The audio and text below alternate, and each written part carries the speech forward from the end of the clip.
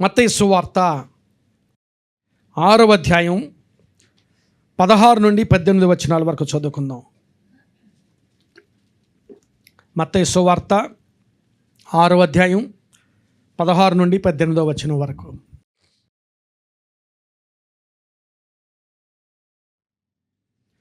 మీరు ఉపవాసము చేయనప్పుడు వేషధారుల వలె దుఃఖముఖులై ఉండకుడి. తాము ఉపవాసము చేయుచున్నట్లు మనుష్యులకు కనబడవలనని వారు తమ ముఖములను వికారము చేసుకొందరు. వారు తమ ఫలము పొంది ఉన్నారని నిశ్చయముగా మీతో చెప్పుచున్నాను. ఉపవాసము చేయుచున్నట్టు మనుష్యులకు కనబడవలనని కాక రహస్యమందున్న మీ తండ్రికే కనబడవలనని నీవు ఉపవాసము చేయుచున్నప్పుడు నీ తల అంటుకొని నీ ముఖము కడుగుకొనుము. అప్పుడు రహస్యమందు చూచుచున్న నీ తండ్రి నీకు ప్రతిఫలమిచ్చును. ప్రియులారా, గత వారం ఉపవాసం గురించి కొన్ని విషయాలు మనం ధ్యానం చేసాం. ఈ రోజుల్లో క్రైస్తవ సంఘం అంతా ఉపవాసం ఉండే దినాలు ఇవి. చాలామంది ఉపవాసం పాటిస్తున్నారు. ఉపవాసం ఉండడం మంచిది, ఆశీర్వాదకరం. పోయిన వారం మనం చేసే ఉపవాసాలు ఆధ్యాత్మికమా శారీరకమా అనే సందేశం మనం ధ్యానం చేసాం. Is our fasting spiritual or physical? కొన్నిసార్లు శరీరంలో ఆరోగ్యం కోసం ఉపవాసం చేసేవారు ఉంటారు, మంచిదే. కొన్నిసార్లు బరువు తగ్గాలని ఉపవాసం చేసేవారు ఉంటారు, మంచిదే. అది శారీరకమే. ఆ ఉపవాసానికి ఆత్మ సంబంధమైన రంగును వేయకూడదు కదా. మనం శరీరం కోసం ఉపవాసం ఉండడం మంచిదే, ఆరోగ్యం కోసం ఉపవాసం ఉండడం మంచిదే. అలా ఉపవాసం ఉండి దానికి ఆత్మ సంబంధమైన రంగును వేయకూడదు. ఆత్మ సంబంధమైన ఉపవాసం ఆత్మ సంబంధమైందే, శరీరం కోసం చేసే ఉపవాసం శరీరానికి. కనుక మనం ఎలా ఉపవాసం ఉంటున్నాం? ఒకవేళ ఆత్మ సంబంధమైన ఉపవాసం అని అంటే ఆ ఉపవాసం ఎలా ఉండాలో గత వారం ధ్యానం చేసాం. కేవలం ఉపవాసం ఉన్ని ఏదో తినడం మానేసినంత మాత్రాన, మనం రెగ్యులర్గా చేసే పని చేయడం మానేసినంత మాత్రాన అది ఆత్మ సంబంధమైన ఉపవాసం కాదు. మిగిలినవి శరీర సంబంధమైన ఉపవాసం తినడం మానేస్తే సరిపోతుంది అనుకుంటే ఓకే, లేక ఇంకొక పని చేయడం మానేస్తే సరిపోతుంది అంటే ఓకే. కానీ ఆత్మ సంబంధమైన ఉపవాసం ఎలా చేయాలో మనం ధ్యానం చేసాం. ఆత్మ సంబంధమైన ఉపవాసం రెగ్యులర్గా చేసే పని మానేయడంతో పాటు శరీరాన్ని తృప్తిపరిచే పని, శరీరాన్ని సంతోషపరిచే పని ఏదైనా మానివేయడంతో పాటు దానితో ప్రార్థన ఉండాలి, దానితో వాక్యం ఉండాలి, దానితో దేవునితో గడిపే సమయం ఉండాలి. అలాంటి ఆత్మ సంబంధమైన ఉపవాసం చేయాలని గత వారం ధ్యానం చేసాం. ఈరోజు మనం చేసే ఉపవాసాలు ఆచారమా ఆశీర్వాదకరమా? ఆచారంగా చేస్తున్నామా ఆశీర్వాదకరంగా చేస్తున్నామా?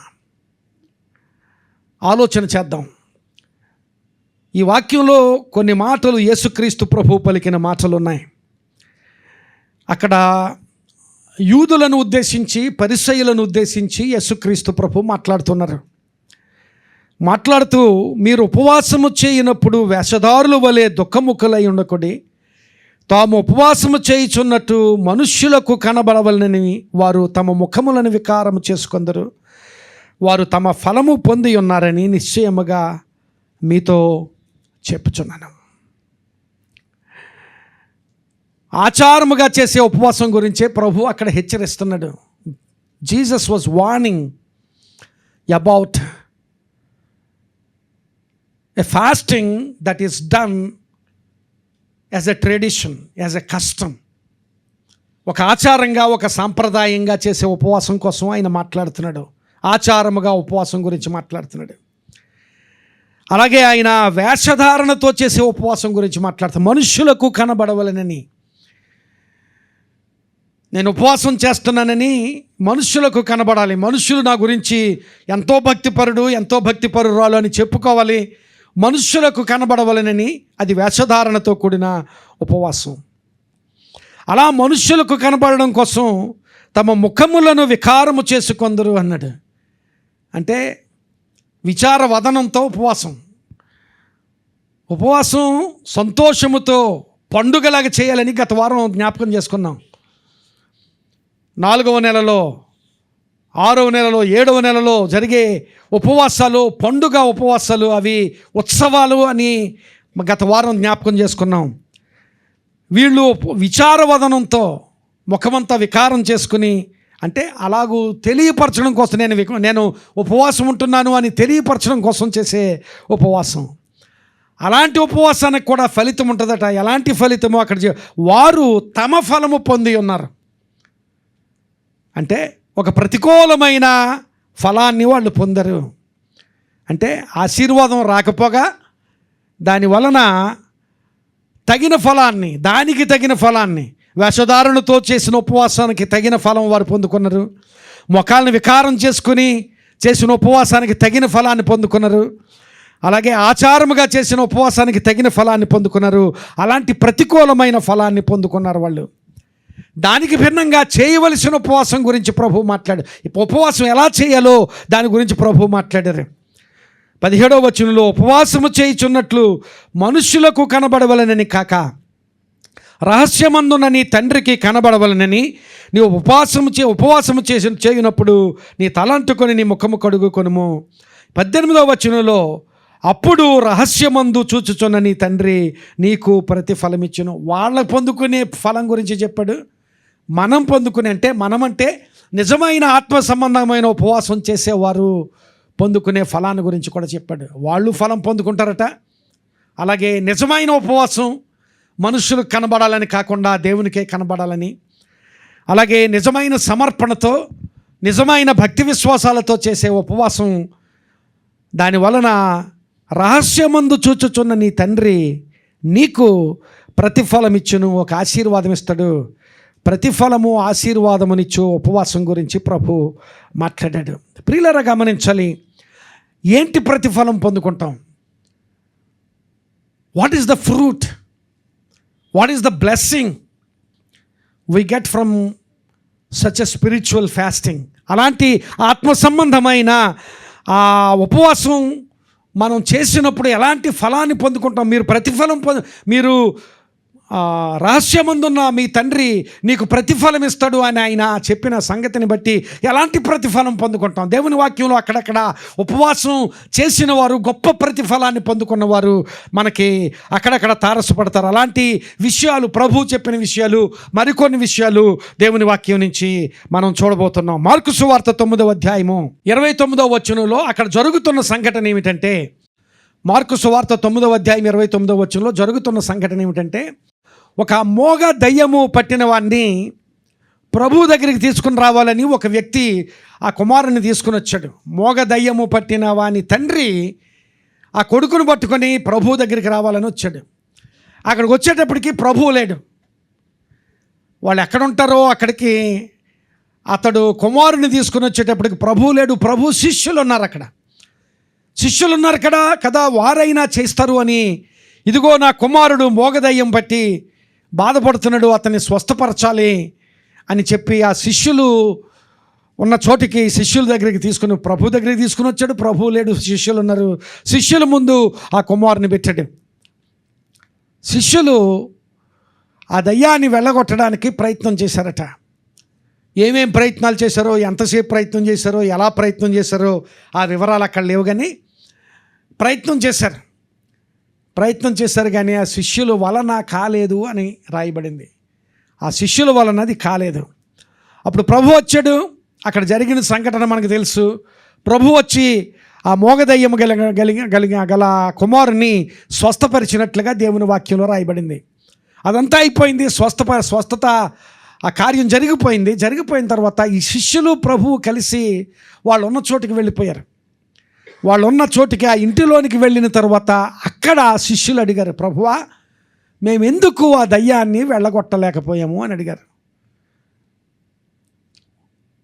Why could we not cast it away? దానిని ఎందుకు వెళ్ళగొట్టలేకపోయాం ప్రభువా అని అడిగారు. అప్పుడు ప్రభువు చెప్పిన మాట మార్కు సువార్త 9వ అధ్యాయము 29వ వచనంలో, అందుకు ఆయన, ప్రార్థన వలననే కానీ మరి దేని వలననైనను ఈ విధమైనది వదిలిపోవుట సాధ్యమని వారితో చెప్పాను. అందుకు ఆయన ప్రార్థన వలననే కానీ మరి దేని వలననైనను ఈ విధమైనది వదిలిపోవుట అసాధ్యమని వారితో చెప్పాను. ఆ ప్రార్థన వలన అన్న దగ్గర ఒక నంబరో లేకపోతే ఏ బియో లెటర్ రాసి క్రింద ఫుట్ నోట్లో ఒక మాట ఉంటుంది. ఏమనుంది? ఉపవాసము వలననే కాక, ప్రార్థన వలననే కాక అనే చోట ఉపవాసము వలననే కాక మరి దేని వలనైనా ఈ విధమైనది సాధ్యం కాదు. ప్రియులారా గమనించాలి, ఒక విడుదల లేని సమస్య, అలాంటి సమస్య నుంచి విడుదల మనం పొందుకోవాలి అంటే మన జీవితాల్లో మనం పొందుకోవాలి అన్నా లేక ఇతరుల జీవితాల్లో అలాంటి సమస్య నుంచి విడుదల కోసం మనం ఒక కార్యం చేయాలి అన్నా ప్రభు చెప్పిన మాట, నేను చెబుతున్న మాట కాదు, ఎవరో సేవకులు చెప్పిన మాట కాదు, యేసుక్రీస్తు ప్రభు చెప్పిన మాట. ఉపవాసము వలననే కానీ మరి దేని వలన ఇటువంటిది అసాధ్యమని చెప్పాడు. ఉపవాసంలో అంత బలం ఉంది ప్రియులారా గమనించాలి. There is strength in fasting. ఆత్మలో బలం పొందడానికి ఉపవాసం చేయాలి. ఏమిటి నేను ఉపవాసం చేయడం వల్ల ఉపయోగం ఏమిటి అంటే ఆత్మలో బలం పొందుకుంటావు. ఎలాంటి బలం పొందుకుంటావంటే ఈ లోకంలో ఏ మార్గంలోనూ విడుదల పొందలేని సమస్యల నుండి విడుదల పొందుకోగలిగే బలాన్ని మనం పొందుకుంటాం. ప్రియులారా గమనించాలి, ఆత్మలో బలము పొందుట, ఆత్మలో బలము పొందుట అనేది ఆశీర్వాదం అయితే ఆత్మలో బలము పొందుటకు మనం ఉపవాసం ఉండాలి. అది a blessing and an objective, రెండు చూపించాను అక్కడ మీ నోట్స్లో. ఆత్మలో బలం పొందుట అనేది ఆశీర్వాదం. అలాంటి ఆశీర్వాదం పొందడానికి మనం ఉపవాసం ఉండాలి. That is our object. ఉపవాసానికి ఉన్న ఉద్దేశం ఏమిటంటే ఆత్మలో బలం పొందడానికి. ఈ దినాన్ని ఆత్మలో బలం కావాలి. ఆత్మలో బలము ఉన్నప్పుడు ఎలాంటి సమస్య నుంచైనా, ఎలాంటి అవసరత నుంచైనా, ఎలాంటి పరిస్థితుల నుంచైనా మనం విడుదల పొందుకుంటాం. రహస్యమందును చూచుని తండ్రి ప్రతిఫలమునిచ్చును అని చెప్పడంలో అలాంటి ప్రతిఫలం కావాలి అంటే, అలాంటి ప్రతిఫలం పొందుకునే బలం కావాలి అంటే ఉపవాసం వలననే కానీ మరి దేని వలన ఇది సాధ్యం కాదని ప్రభు చెప్పిన మాటలు అక్కడ దేవుని వాక్యంలో చూస్తున్నాం. ప్రియులారా గమనించాలి, ఎలాంటి సమస్యల నుంచైనా, ఇప్పుడు మనం ఎదుర్కొంటున్న సమస్యలు, రాబో జీవితంలో మనం ఎదుర్కోబోతున్న సమస్యలు, మనం మాత్రమే కాదు, మన బిడ్డలు, మన జీవితాల్లో, మన కుటుంబాల్లో ఏ సమస్యలలో ఉన్నా, రాబో కాలంలో ఏ సమస్యలు మనం ఎదుర్కోబోతున్నా వాటన్నిటి నుంచి విడుదల కావాలి అంటే ప్రభు చెప్పిన ఒక గొప్ప ఆశీర్వాదకరమైన అనుభవం ఏమిటంటే ఉపవాసం. అదేదో మనుష్యుల కోసం కాదు, నీ కోసం నీవు, నీ కుటుంబం కోసం నీవు ఉపవాసం. ఉపవాసంలో శక్తి, ఉపవాసంలో బలం, ఆత్మలో బలం. క్రొత్త నిబంధనలో పౌలుని గురించి మనకు తెలుసు. ఆయన సంఘాన్ని హింసిస్తూ ఉండేవాడు. ఎంతవరకు అంటే ఇళ్లలోనికి కూడా వెళ్ళి వారిని బయటకు ఈడ్చుకొని వచ్చి సంఘాన్ని హింసించేవాడు. అంత యోధమత ప్రవిష్టుడైన పౌలు చాలా చోట్ల సంఘాన్ని హింసించి, చాలామంది విశ్వాసులను హింసించి, ఆ తరువాత ఇదే నా పని, ఇంకొక మాట, అది ఆయనకు ప్రాణాధారం అనుకున్నాడట. అంటే నా ప్రాణాధారమైనంతగా పౌలు ఆ పని చేశాడు. ఇప్పుడు మనం వీడియోలో చూసాం, ఆ పెద్ద ఆయన ప్రాణాధారమైనంతగా సువార్తను ప్రకటిస్తున్నాడు. అది ప్రాణాధారం. క్రైస్తవ విశ్వాసికి ప్రాణాధారం ఏదైనా ఉన్నదంటే మనం బ్రతకడానికి ఆక్సిజన్ ఎలాగైతే తీసుకుంటున్నామో అలాగే సువార్త ప్రకటన ప్రాణాధారం. ఆ మత ప్రవిష్టుడిగా ఉండి యోధ మతం కోసం క్రైస్తవులను హింసించడమే ప్రాణాధారం అనుకున్నాడు అతను. అలాంటి సమయంలో దమస్కు పట్టణంలో కూడా ఉన్న క్రైస్తవ విశ్వాసులను హింసించడానికి దమస్కు పట్టణానికి వెళుతున్నాడు. ఆ దమస్కు పట్టణానికి వెళుతూ ఉండగా యేసుక్రీస్తు ప్రభు సౌలును పట్టుకున్నాడు. ఆయన పేరు అప్పటికి సౌలును పట్టుకున్న తర్వాత అది జరిగిన సంఘటన అంతా తెలుసు. ఆయన క్రింద పడిపోయాడు. 9వ అధ్యాయం అపోస్తుల కార్యముల గ్రంథము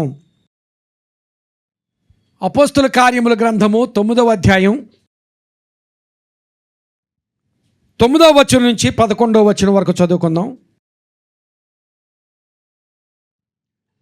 అతడు 3 దినములు చూపు లేక అన్నపానములేమి పుచ్చుకొనకుండెను. క్రింద పడిపోయాడు. ప్రభువుని ఎన్కౌంటర్ చేసినప్పుడు, యేసుక్రీస్తు ప్రభు అతన్ని కలుసుకున్నప్పుడు, యేసుక్రీస్తు ప్రభు అతన్ని పట్టుకున్నప్పుడు క్రింద పడిపోయాడు, చూపు కోల్పోయాడు. అతడు 3 దినములు చూపు లేక అన్నపానములేమి పుచ్చుకొనకుండెను. దమస్కులో అననీయ అని ఒక శిష్యుడు ఉండెను. ప్రభు దర్శనమందు అననీయ అని అతనిని పిలువగా అతడు, ప్రభువా, ఇదిగో నేనున్నాను అనెను. అందుకు ప్రభువు, నీవు లేచి తిన్ననిదనబడిన వీధికి వెళ్ళి యోధా అనువాని ఇంట తార్సువాడైన సౌలు అనువాని కొరకు విచారించుము. ఇదిగో అతడు ప్రార్థన చేయుచున్నాడు. 9వ వచనంలో ఏమన్నా చూసారా? చూపు లేకుండా అన్నపానములేమియు పుచ్చుకొనకుండెను. 3 దినాలు అన్నపానములేమి పుచ్చుకోకుండా ఉండడమే 9వ వచనంలో తెలిసింది. అన్నపానములేమి పుచ్చుకొనకుండా ఏం చేస్తున్నాడు అనేది 11వ వచనంలో ఉంది. ఇదిగో అతడు ప్రార్థన చేయుచున్నాడు. పౌలు ఎంత బలమైన పరిచర్య చేశాడో మనకు తెలుసు.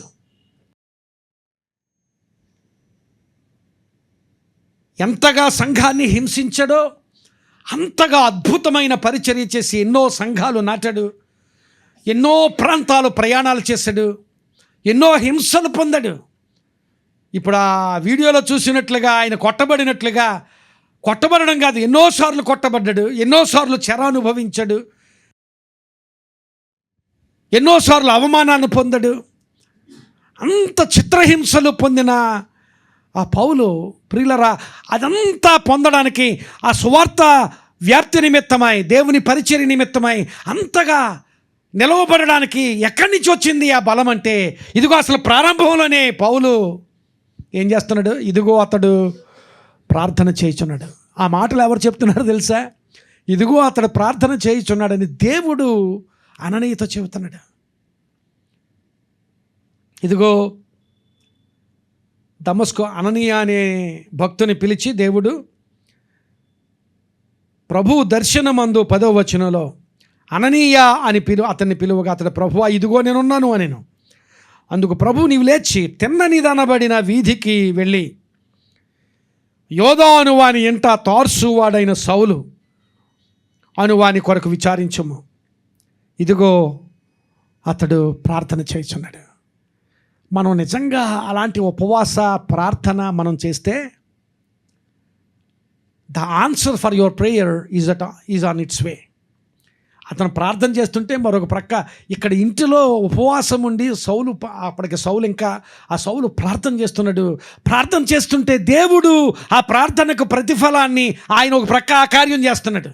మనం ఉపవాసంతో మోకరించి మోకాళ్ళ మీద ఉన్నప్పుడే దేవుడు ఆ కార్యాన్ని తెర వెనుక కార్యాన్ని జరిగిస్తూనే ఉంటాడు. మనం దాన్ని చూడలేము. ప్రియులారా, గమనించాలి. పౌలు అంత ఆత్మ బలాన్ని పొందుకుని అంత బలమైన కార్యాలు దేవుని కొరకు చేయడానికి కొట్టబడినా, హింసించబడినా, అవమానాలు ఎదుర్కొన్నా, లేక ఏమేమి ప్రతికూలమైన అనుభవాలు ఎదుర్కొన్నా వాటన్నిటినీ అనుభవించగలిగిన బలాన్ని పొందుకోవడానికి కారణం ఏమిటంటే అసలు పౌలు ప్రారంభమే ఎలా ప్రారంభమైంది? అసలు పట్టబడమే ఉపవాసంలోకి వెళ్ళిపోయాడు. మీరు గమనించలేదో? ప్రభువు మాట్లాడిన వెంటనే పడిపోయి లేచిన వెంటనే 3 దినములు ఉపవాసం ఉండి ఆ 3 దినాలు ప్రార్థన చేస్తూనే ఉన్నాడట. 3 complete days he was fasting and he was praying. అలా చేస్తున్నప్పుడు 3 దినాలు పూర్తిగా దేవుని సన్నిధిలో ఉపవాసం ఉండి ప్రార్థన చేస్తూ ఉండగా, ఈ ప్రార్థన చేస్తున్న వ్యక్తి ప్రార్థనలో ఉన్నాడే కానీ ఒక ప్రక్క దేవుడు అననీయ అని పిలుస్తున్నాడని, అననీయ అని పురుకొల్పుతున్నాడని, అననీయ అని పంపిస్తున్నాడు. అననీయ, ఇదిగో ప్రభువా వెళ్ళిపోతానని వెళ్ళిపోలేదు. మీరు గమనించలేదో? అననీయ, ప్రభువా, ఆ తర్వాత వచనాలు చూస్తే, ప్రభువా నీవు ఎవరి దగ్గరికి వెళ్ళమంటున్నావు తెలుసా? అతడు సంఘాన్ని హింసించేవాడు. ప్రభువా చాలా బాధలు పెట్టాడు. అన్ని బాధలు పెట్టిన ఆ వ్యక్తి దగ్గరికి నన్ను పంపిస్తావు. అంటే అవును, నేను అతని దగ్గరికి నిన్ను వెళ్ళమంటున్నాను. Go to that particular person, అతని దగ్గరికి వెళ్ళు. ప్రియులారా గమనించాలి, ఒక ప్రక్క నీవు ఉపవాసంలో ఉండగా దేవుడు నీవు ఉపవాసం చేస్తున్నప్పుడు ఆయన చేసే కార్యాలు తెర వెనుక చేస్తూనే ఉంటాడు. ఆ కార్యాన్ని నీవు చూడవు, కానీ అది జరుగుతూనే ఉంటుంది. పౌలు దేవుని సన్నిధిలో ఉపవాసం ఉండి ప్రార్థన చేస్తున్నప్పుడు పౌలుకి తెలీదు దేవుడు అననీయ అని పిలుస్తున్నట్టు. అననీయకు దేవునికి మధ్య జరిగిన సంభాషణ, అననీయ నేను వెళ్ళలేనని చెబుతున్నట్టు. అలాగూ వెళ్ళలేని అన్నప్పటికీ కూడా దేవుడు అననీయను ప్రోత్సహించి పంపిస్తున్నట్లు. ఇదంతా పౌలుకి తెలీదు, నీకు తెలీదు దేవుడు చేసే కార్యం. కానీ దేవుడు తప్పక నీ కోసం, నీ కుటుంబం కోసం కార్యం చేస్తాడు. దేవునికి స్తోత్రం చెప్దాం. హల్లెలూయా, హల్లెలూయా, హల్లెలూయా. పౌలు ఎంత బలంగా దేవుని సన్నిధిలో వాడబడడో కారణం ప్రియులారా ఉపవాసం. ప్రభువే చెప్పాడు, ఉపవాసం వలననే కానీ మరి దేని వలన ఇటువంటిది సాధ్యం కాదు. అంటే సాధ్యం కాదు అన్న స్థాయిలో ప్రభు చెప్పాడంటే you can understand the strength of fasting. ఇది ఉపవాసం వలనే కానీ మరి దేని వలన సాధ్యం కాదు అని ప్రభువే చెప్పాడంటే సాధ్యం కాదు అన్నంతగా, అంటే ఉపవాసంలో ఎంత సాధ్యమవుతుందో, ఉపవాసంలో ఎంత బలం ఉందో ఆ మాటల్లో మనం అర్థం చేసుకోవాలి. పౌలు ఎంత బలపడ్డాడో దేవుని సన్నిధిలో. ఒకానొక సమయంలో పౌలు ఎంతగా దేవుని సన్నిధిలో వాడబడ్డాడంటే పౌలు ప్రార్థన చేస్తే గొప్ప కార్యాలు జరుగుతూ ఉండేవి. పౌలు ప్రార్థన చేస్తే స్వస్థతలు, పౌలు ప్రార్థన చేస్తే అపవిత్రాత్మల నుంచి విడుదల, పౌలు ప్రకటిస్తుంటే ఎన్నో గొప్ప కార్యాలు, ప్రజలు మార్చబడడం, ఇదంతా జరుగుతూ ఉంది. ఆఖరికి పౌలు ఆయన చేతిగుడ్డలు పంపిస్తే, పౌలు ఆ చేతిగుడ్డలను తాకి పంపిస్తే ఆ చేతిగుడ్డలు పట్టుకున్నవారు విడుదల, సమస్యల నుంచి విడుదల పొందుకున్నవారు. అలాంటి కార్యాలు జరుగుతున్నాయి. పౌలు ప్రార్థన చేస్తూ ఉన్నప్పుడు యేసునామములో ఇదిగో విడుదల పొందు, యేసునామములో విడుదల పొందు, యేసునామములో విడుదల పొందు అని ప్రార్థన చేస్తున్నప్పుడు అందరూ చూస్తూ ఉండేవారు. అక్కడ ఎఫెసు పట్టణంలో ఒక ప్రధాన యాజకుడు ఉన్నాడు. ఆయన పేరు స్కెవా అనే ప్రధాన యాజకుడు. ఆయనకి 7 కుమారులు ఉన్నారట. 7 కుమారులు కూడా వాళ్ళు ఒకవేళ లేవీ వంశం వారు అయి ఉండొచ్చేమో. వాళ్ళు కూడా యాజకత్వపు ధర్మం నిర్వర్తించాలని ఆ కుమారులు ఏం చేశారో ఒకసారి చూద్దాం. 19వ అధ్యాయం అపోస్తుల కార్యముల గ్రంథం 19వ అధ్యాయం 14వ వచనం నుండి 16వ వచనం వరకు చూస్తే,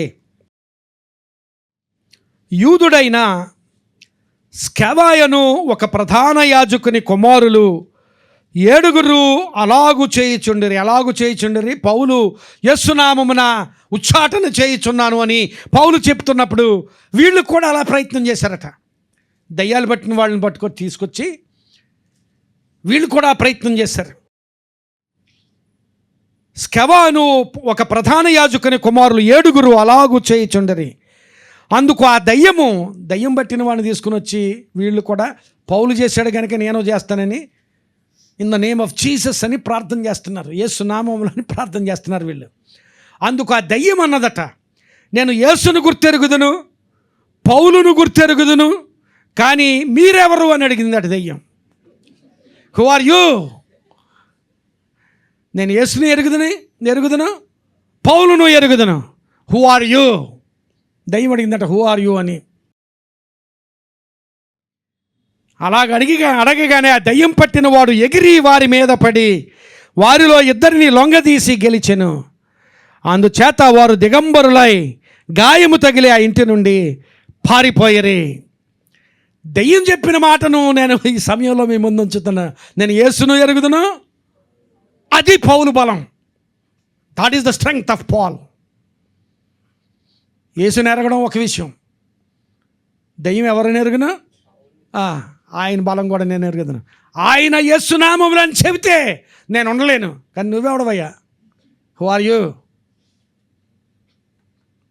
ఎక్కడి నుంచి వచ్చింది పౌలుకు ఆ బలం? ఎక్కడి నుంచి వచ్చింది పౌలుకు ఆ బలం? ప్రియులరా,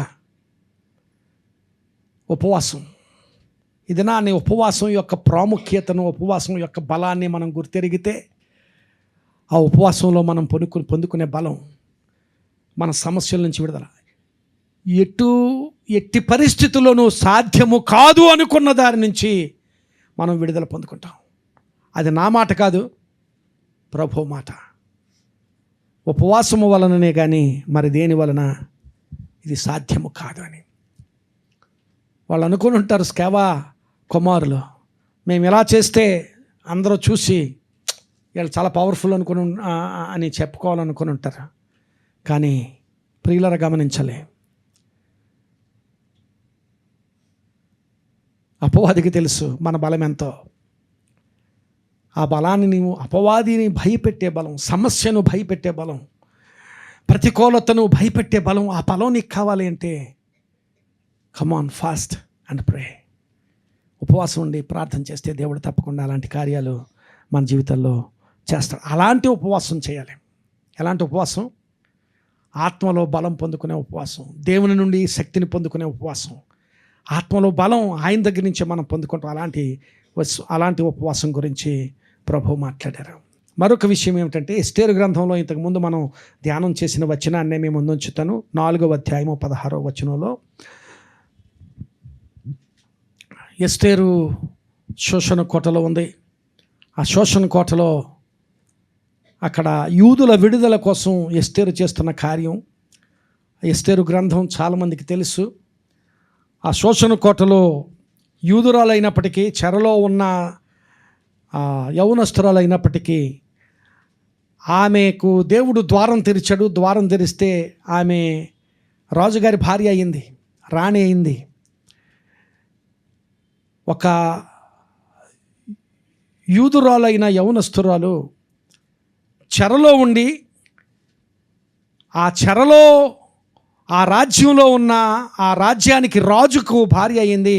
ఇప్పుడు యూదుల విడుదలకు ఆలోచన చేస్తున్నారు వాళ్ళు.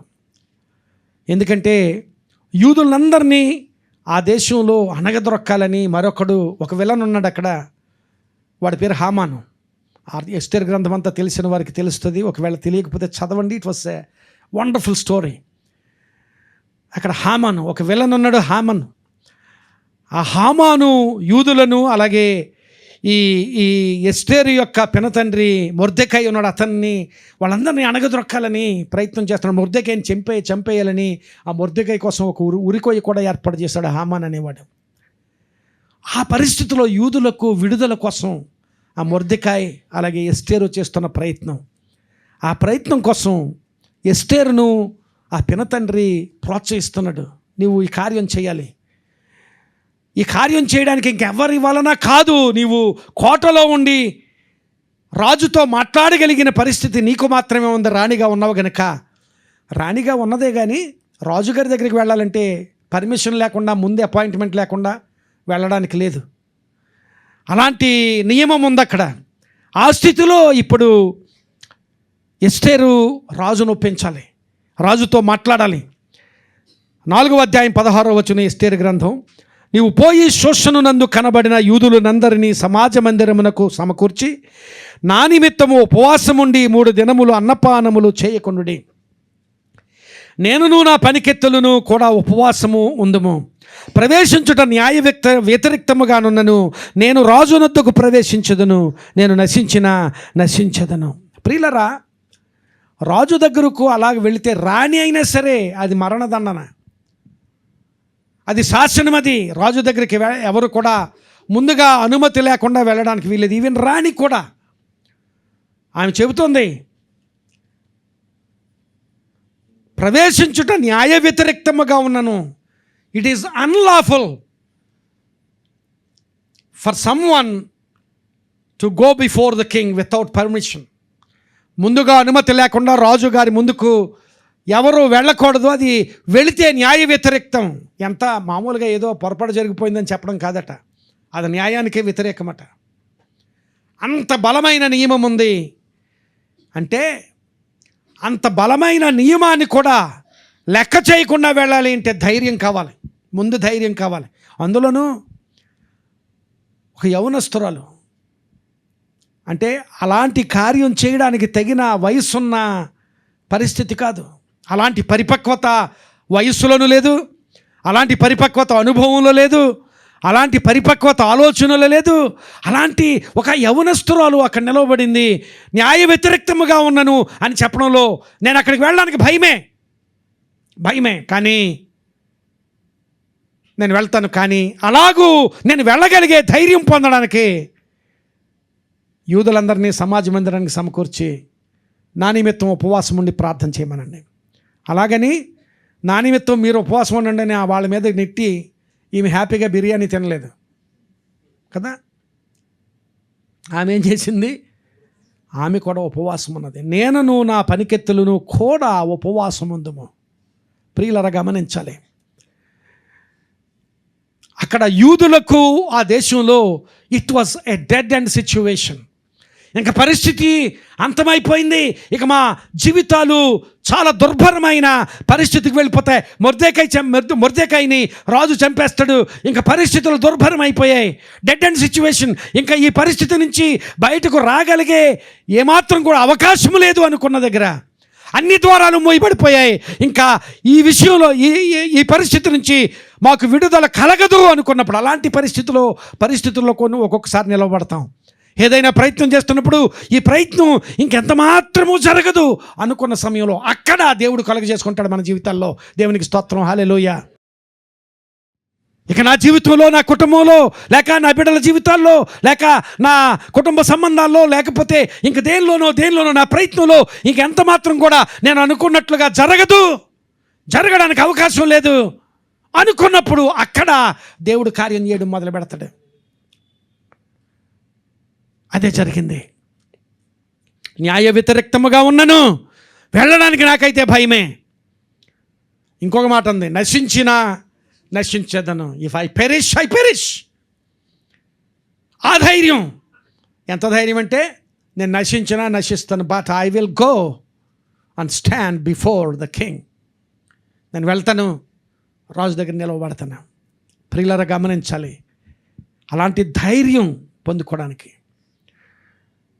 డెడ్ అండ్ సిచ్యువేషన్లో కూడా ఇంకా నా జీవితం చివరి దశకు వచ్చేసింది, ఈ ప్రయత్నం చివరి దశకు వచ్చేసింది, ద్వారాలన్నీ మూయబడిపోయాయి, చాలా భయంతో ఉన్నాను అనుకున్న స్థితిలో ధైర్యంతో నింపబడడానికి, అలాంటి సమయంలో కార్యంలో ముందుకు కొనసాగడానికి దేవుడు ధైర్యాన్ని ఇవ్వడానికి మనం చేయవలసింది ఏంటంటే ఉపవాసం. ఎస్తేరు చేసింది. యూదులందరినీ సమాజ మందిరంకు సమకూర్చి నా నిమిత్తం ఉపవాసం ఉండమంది. అలాగే నేనును నా పనికెత్తులను కూడా ఉపవాసం ఉంటాం. తర్వాత జరిగిన సంఘటన మనకు తెలుసు. ప్రియులరా, కార్యనిర్వహణలో సంసిద్ధత కావాలంటే ఒక పని చేయడానికి బిఫోర్ వీ డూ సంథింగ్, చాలా గురుతరమైన బాధ్యత, చాలా ప్రాముఖ్యమైన పని, ఆ పని చాలా కష్టమైన పని, నాకు నేనుగా చేయలేను అనుకున్న పని, అలాంటి కార్యనిర్వహణలో సంసిద్ధత కావాలి. మొట్టమొదటిగా you need to be prepared. అలాంటి ప్రిపరేషన్, సన్నద్ధత. నేను ఒకవేళ అది చేయలేకపోయినప్పటికీ ఉపవాసం ఉన్నాను, ప్రార్థన చేశాను, నేను చేస్తాను అనే సన్నద్ధత కావాలి. అంటే అలాంటి కార్యం ప్రియులరా, ఏదైనా ఒక పని చేయడానికి దానికోసం ముందుగానే సన్నద్ధత కావాలి. We need to be prepared. We need to have such prepared mind. We need to have that such preparation in our lives. Samson గురించి మనకందరికీ తెలుసు. ఆ సంసోను పుట్టినప్పుడు ఆయన తల్లిదండ్రులకు దేవుడు వాగ్దానం చేశాడు. దేవుని దూత ఆ తల్లి దగ్గరికి వచ్చి తల్లి దగ్గర వాగ్దానం చేశాడు. ఏమనంటే, ఇదిగో నీకు కుమారుని ఇస్తానని. తండ్రి లేడు అక్కడ, తల్లి ఉండగా ఆ తల్లి దగ్గరికి వచ్చి దూత వాగ్దానం చేస్తే ఈ తల్లి వెళ్ళి, అలాగే ఆమె వెళ్ళి భర్తతో చెప్పింది, పరిగెత్తుకుంటూ వెళ్ళి, అయ్యా దూత వచ్చాడు నా దగ్గరికి. ఆ దూత వచ్చి నాతో మాట్లాడాడు, మనకు ఒక కుమారుని ఇస్తాడు దేవుడు అని వాగ్దానం చేశాడు అంటే, అప్పుడు ఆ భర్త, ఆయన పేరు మనోహ, సంసోను తండ్రి పేరు మనోహ.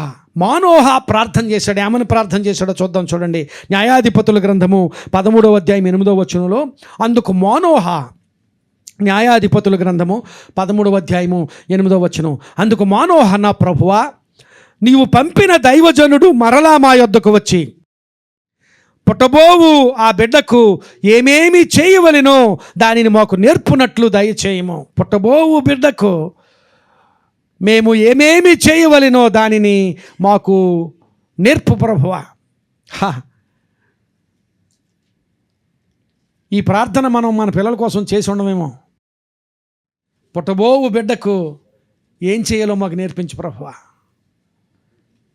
ఇంకా గర్భం లేదు, ఏమి ఇంకా అలాంటి ఛాయలు లేవు, కానీ దేవుని వాగ్దానం ఉన్నది. ఆ వాగ్దానం దేవుడు నెరవేరుస్తాడనే విశ్వాసం ఉన్నది. ఆ విశ్వాసంతో Manoah was preparing himself, the family was preparing. మానవ భార్య గురించి మాట్లాడుతున్నాడు.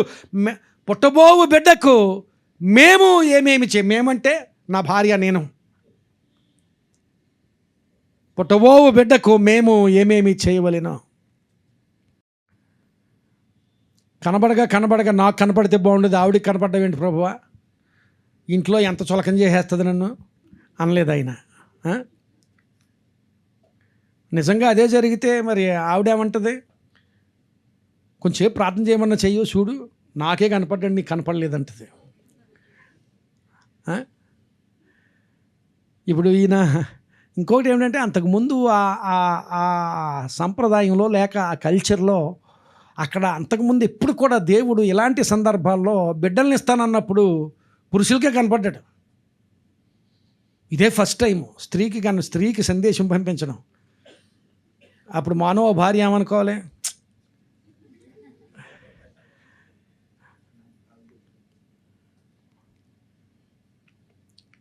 అప్పుడు ఆయన ఏమని ప్రార్థన చేయాలి, ప్రభువా ఆమె కనపడడం మంచిదే, కానీ నాకు కూడా ఒకసారి కనపడితే ఆ నిందేదో నా మీద నుంచి పోతుంది ప్రభువా, నాకు కూడా ఒకసారి కనపడేసి చెప్పేస్తే నాకు కూడా కనపడ్డాడమ్మా అని ఆవిడ దగ్గరికి వెళ్ళి చెప్పేస్తాను అనలేదు. మానవ ప్రభువా, పుట్టబోవు వానికి మేము, అందులో మళ్ళీ ఆమెను ఎక్స్క్లూడ్ చేయలేదు, ఆమెను మినహాయించి ప్రార్థన చేయలేదు, ఆమెను కూడా కలుపుకునే ప్రార్థన చేశాడు. ఏమని, పుట్టబోవు బిడ్డకు మేము ఏమేమి చేయాలో మాకు నేర్పించు ప్రభువా. He was preparing himself and he was preparing his wife to. ఆ ప్రార్థనలో సిద్ధపాటు, ఏం చేయాలో నేర్పించు ప్రభువా. ప్రియులారా, ప్రార్థనలో ఉపవాసంలో అలాంటి సిద్ధపాటును అక్కడ ఎస్టేరో లాంటి సిద్ధపాటు, కార్యనిర్వహణలో సిద్ధం, కార్యనిర్వహణలో వివేకం కోసం, నిర్వహణలో మనం మాట్లాడే మాటలు, మనం చేసే పనులు, వాటన్నిటి కోసం ప్రియులారా గమనించాలి, మనం ఉపవాసం ఉండాలి. కార్యనిర్వహణలో ఒక కార్యం చేయాలి. ఇప్పుడు ఎస్తేరు ఒక కార్యం కోసం పూనుకుంటుంది. ఆ పూనుకుంటున్నప్పుడు ఉపవాసం. ఆ కార్యం నాకు నేనుగా చేయలేని పని, ద్వారాలన్నీ మూయబడిపోయాయి. అలాంటి స్థితిలో ఆ కార్యం కోసం నేను పూనుకుంటున్నాను, నాకు సహాయం చేయి ప్రభువా. ఆ కార్యనిర్వహణలో సన్నద్ధత కావాలి, ఆ కార్యనిర్వహణలో వివేకం కావాలి, ఆలోచన కావాలి, కార్యనిర్వహణలో మనం మాట్లాడబోయే మాటలు, కార్యనిర్వహణలో మనం చేయబోయే పనులు, వాటన్నిటి కోసం we need to be prepared. అలాంటి సన్నద్ధత కోసం, అలాంటి ప్రిపరేషన్ కోసం, అలాంటి ధైర్యం కోసం దేవుని సన్నిధిలో ఉపవాసం ఉండి ప్రార్థన చేయాలి. దినవృత్తాంతంలో 2వ గ్రంథం 20వ అధ్యాయము 3-4 వచనాలు చూసినట్లయితే, దినవృత్తాంతంలో 2వ గ్రంథం 20వ అధ్యాయం 3-4 వచనం, అక్కడ యెహోషాపాతు రాజు మీదికి 3 సైన్యాలు వస్తుంటే, ఆ 3 సైన్యాలు వస్తున్నాయని తెలుస్తూనే ఉంది. ఇంకా మరొక సైన్యం కూడా వస్తుంది. 4 రాజ్యాల సైన్యాలు, చాలా విస్తారమైన సైన్యాలు యెహోషాపాతు రాజు మీదకి, యోధా దేశం మీదకి యుద్ధానికి వస్తుంటే యెహోషాపాతు గమనించాలి. యెహోషాపాతు చాలా ధైర్యవంతుడు. యెహోషాపాతు చాలా విశ్వాసం కలిగిన వాడు, చాలా ధైర్యవంతుడు. నిజంగా ధైర్యవంతుడు, విశ్వాసం కలిగిన వాడే. కానీ యెహోషాపాతు కూడా మానవుడే. కనుక 3వ వచనంలో, అందుకు యెహోషాపాతు భయపడి ఆ రాజ్యాల సైన్యాలు వస్తున్న యుద్ధానికి అని చెప్పినప్పుడు భయపడి యెహోవా యొద్ద విచారించుటకు మనస్సు నిలుపుకొని యోదాయనంతటా ఉపవాస దినము ఆచరించవలెనని చాటింపగా యోదావారు యెహోవా వలన సహాయమును వేడుకొనుటకై కూడుకొనిరి. యెహోవా యొద్ద విచారించుటకు యోదా పట్టణములన్నిటిలో నుండి జనులు వచ్చరి. ఉపవాసం. ప్రియులరా, అక్కడ యెహోషాపాతు నిస్సహాయ స్థితిలో ఉన్నాడు. He was totally helpless. ఆ వస్తున్న సైన్యంతో యుద్ధం చేయడానికి నాకు శక్తి చాలదు ప్రభు అని ప్రార్థన చేశాడు. ఆ తర్వాత వచనాల్లో 12వ వచనం అనుకుంటాను, నాకు I'm not able to fight against these armies. ఈ సైన్యాలతో యుద్ధం చేయడానికి నాకు శక్తి సరిపోదు ప్రభువా, నిస్సహాయుండి ప్రభు. ప్రియులరా, కొన్నిసార్లు మనం అలాంటి నిస్సహాయ స్థితిలో ఉంటాం. I cannot do this, I my self cannot do this, my family cannot do this, my family cannot go through this, I cannot go through this. నేను దీన్ని భరించలేను, దీని గుండా నేను వెళ్ళలేను, లేక నా ఫ్యామిలీ కానీ నేను కానీ ఈ కార్యం చేయలేము, నిస్సహాయ స్థితి అనుకున్నప్పుడు, అలాంటి స్థితిలో యెహోషాపాతు రాజు నిస్సహాయ స్థితిలో ఇమ్మీడియట్గా యెహోషాపాతు రాజుకు ఇంకొక ఆలోచన ఏమీ రాలేదు. పోనీ వాళ్ళు నాలుగు సైన్యాలు వస్తున్నాయి కనుక త్వరగా వర్తమానం పంపించి ఇంకో 4 సైన్యాలు నేను కూడా 4 రాజ్యాలు నేను కూడా సమకూర్చుకుంటానని అనుకోలేదు. ఉపవాసం. నిస్సహాయ స్థితిలో దేవుని సహాయం పొందుకోవాలంటే, టోటల్లీ హెల్ప్లెస్ అనుకున్న సిచ్యువేషన్లో నీవు దేవుని సహాయం పొందుకోవాలంటే అక్కడ ఉపవాసం. యెహోషాపాతు రాజు నేర్పిస్తున్నాడు. ఉపవాసం పాటించాడు, ఉపవాసంతో ప్రార్థన చేశాడు. నాకు దిక్కు చాలదు, నాకు దిక్కు తోచడం లేదు, ఏం చేయాలో తెలియడం లేదు, నాకు శక్తి చాలదు, నీవే మాకు సహాయం చేయాలి ప్రభు అని ప్రార్థన చేశాడు. దేవుడు అద్భుత రీతిగా యెహోషాపాతు రాజుకు జయమిచ్చినట్లుగా అక్కడ దేవుని వాక్యంలో తర్వాత వచనాల్లో చూస్తాం. ప్రియులారా, గమనించాలి, నిస్సహాయ స్థితి. యోనాను దేవుడు నినివే పట్టణానికి పంపించాడు. ఆ పంపించినప్పుడు యోనా చేసిన పనులు చేశాడు. తర్వాత ఎలాగైనా యోనాను మొత్తానికి తోసేశాడు దేవుడిగా. ఎక్కడికి? నినివే పట్టణానికి. God pushed him into the city of Nineveh. ఆ నినివే పట్టణానికి వెళ్ళి ఒకరోజు ప్రయాణం చేసి సువార్త ప్రకటించాడట. 40 దినాల్లో ఇదిగో ఈ నినివే పట్టణం అంతమైపోతుంది, నాశనం కాబోతుంది అని ప్రచారం చేసినప్పుడు లేక ప్రకటించినప్పుడు యోనా గ్రంథము 3వ అధ్యాయం 4వ వచనంలో, యోనా పట్టణములో ఒక దిన ప్రయాణం అంత దూరము సంచరించుచు 140 దినములకు నినివే పట్టణము నాశనమగునని ప్రకటన చేయగా, నినివే పట్టణము వారు దేవుని యందు విశ్వాసం ఉంచి ఉపవాస దినము చాటించి ఘనులేమి అల్పులేమి అందరూ గోనిపట్ట కట్టుకునరే. నినివే వారికి టోటల్లీ హెల్ప్లెస్ సిచ్యువేషన్. ప్రకటన అయిపోయింది. ఇంకా ప్రవక్త వచ్చాడు, ప్రవక్త ప్రకటించేశాడు. ప్రవక్త ప్రకటించిన తర్వాత ఆ ప్రకటించినది జరగక మానదు, తప్పకుండా జరిగిపోతుంది కనుక ఇప్పుడు they were in totally helpless situation. They were helpless. 40 దినాల తర్వాత మేము ఎలా ఉంటాము అని ఆలోచన చేస్తే దే విల్ బి డిస్ట్రాయిడ్, నాశనం. ఆ పట్టణాన్ని దేవుడు ఏ విధంగా నాశనం చేయబోతున్నాడు, నాశనం చేస్తాడు దేవుడు. అది దేవుడే ఆ మాటను పలికిస్తే తప్పకుండా అది జరుగుతుంది. నిస్సహాయకరమైన స్థితి. ఆ నిస్సహాయ స్థితిలో ఆ ప్రజలు చేసిన పని ఏమిటంటే, సూట్ కేసు సర్దుకుని ఈ పట్టణం వదిలిపెట్టి వెళ్ళిపోతే సరిపోద్ది అనుకోలేదు కదా. మన వంతు ఆలోచనలు మనకు ఉంటాయి. నేను ఎప్పుడు అనుకునేవాడిని, ఈ 2012 అని ఒక మూవీ వచ్చింది, చాలా డిసాస్ట్రస్, మొత్తం ప్రపంచం అంతా నాశనం అయిపోతుంది అని చిన్న బిట్లు చూపించేవారు. ఆ మూవీ నేను చూడలేదు, మూవీ అంతా చూడలేదు, కానీ చిన్న బిట్స్ అక్కడక్కడ చూశాను. అప్పుడు అనుకుంటుండేవాడిని, కరెక్ట్గా టైంలో ఫ్లైట్ ఎక్కి వెళ్ళిపోతుంటే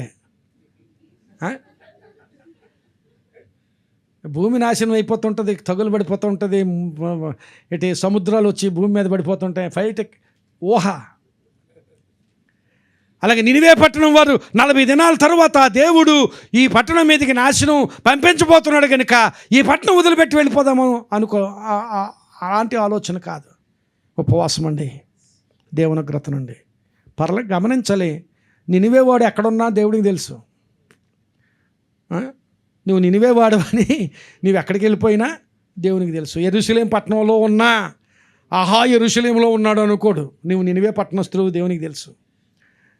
ఎక్కడున్నా నాశనమే, అక్కడున్నా నాశనమే.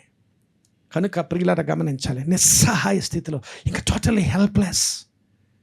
యెహోషాపాతు నిస్సహాయ స్థితిలో, టోటలీ హెల్ప్లెస్ సిచ్యువేషన్.